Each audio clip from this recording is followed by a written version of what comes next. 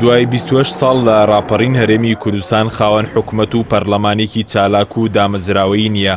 ساڵێک دوای ڕاپەڕین لە 19 ئایاری 1992 بە بەشداری نزیکە 1 میلیۆن دەنگدەر یەکەمین هەڵبژاردن لە باشووری کوردستان بەڕێوەچوو. هاوڵاتیان بە حەماسی سەردەمی ڕاپەڕین و بەجۆش و خرۆشەوە لە پێناو دروستکردنی ئایندەیەکی گەشت و بنیادنانی حکومەت و پەرلەمانێکی چالاک چوونە سەر سندوقەکانی دەنگدان. سەرنجام دوای هەڵبژاردنەکە خولی یەکەمی پەرلەمانی کوردستان دەستی بەکارەکانی کردو لە سەرەتای مانگی تەمووزی 1992 یەکەمین کابینەی حکومەتی هەرێم پێک هات.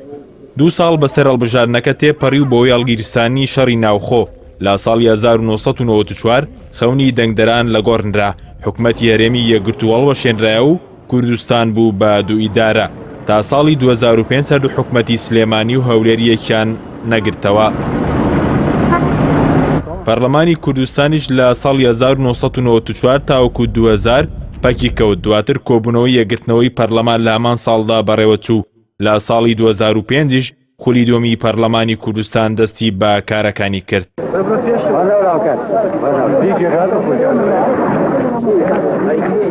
ئێستا کە 28 ساڵ بە سەرنجامدانی ڕاپەڕین تێپەڕ دەبێت، حکومەتی هەرێمی کوردستانش کابینەی بەڕێ کرد و بەرەو پێکێنانی کابینەی نوێم دەچێت.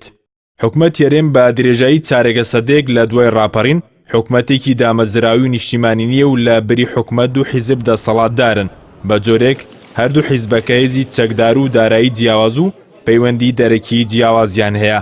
حکومەتی هەرێم لە ماوەی 27 ساڵی ڕابردوودا نەیتوانیوە خزمەتگوزارە سەرەتاییەکانی وەکو ئاو و کارەبا و ڕێگاوبان و موچە بۆ هاوڵاتیان دابین کات و کابینەکانی شکست خواردوو بوون.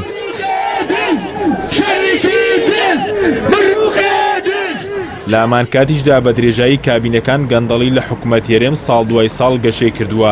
هیچ ئیرادێکیش بۆ ڕووبەڕووبوونەوەی گەندەڵی و گەندەڵکاران نییە. هەرچی پەرلەمانی کوردستانیش لە دوای ڕاپەڕینەوە ڕێگەی پێنەدرا ڕۆڵی چاودێری و یاسادانان و پەسەندکردنی بودجە بگێڕێت. بە پێی بڕیاری ژمارەیەکی ساڵی 2005 پەرلەمانی کوردستان مەرجعی باڵای سیاسی و دەستوری خەڵکی کوردستانە، بەڵام ئەمە تەنیا مەرەکەبی سەرکاغەز بووە. هەر کاتێ حیزب ویستوێتی پەرلەمانی لە کارخستووە. یادی 28 ساڵەی ڕاپەڕین لە کاتێکدایە حکومەت و پەرلەمان وەکو دوو دەستکەوتی ڕاپەڕین لەلایەن پارتی و یەکێتی و مامەڵەیەکی ناتەندروستیان لەگەڵ ئەنجام دراوە و بەوەی دەستێوەردانی حیزب ڕێگەنە دراوە ڕۆڵی خۆیان ببینن. هاوڵاتیانیش متمانیان بەردوو دەستگاکە کەم بۆتەوە.